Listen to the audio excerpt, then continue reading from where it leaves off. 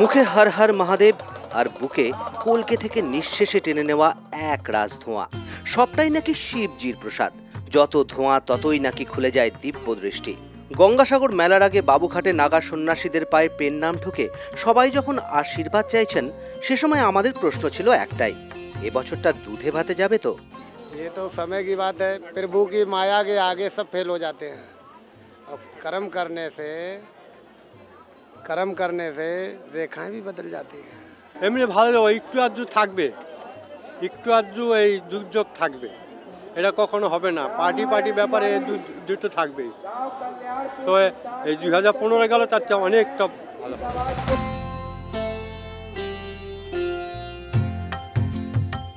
সাগরের হিম ঠান্ডা জলে ডুব দিয়ে সংক্রান্তির পূর্ণ স্নানের ইচ্ছেটা যাদের পূর্ণ হয় না, তাদের কাছে বাবুঘাটের অস্থায়ী শিবিরগুলো হলো গঙ্গাসাগরের ক্ষুদে সংস্করণ।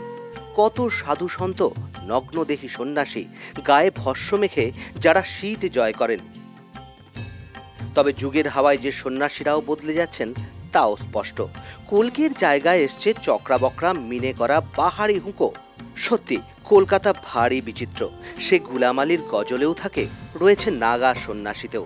বাবুঘাটের সাধু সন্তদের শিবিরগুলো ঘুরতে ঘুরতে মনে হচ্ছে এ যেন পরিযায়ী পাখিদের ঠিকানা। কিছুদিনের ভিড়, তারপর সব খালি। মানুষের জীবন সত্যিই যেন একটা মেলার মতো। Bureau report, আনন্দবাজার.com।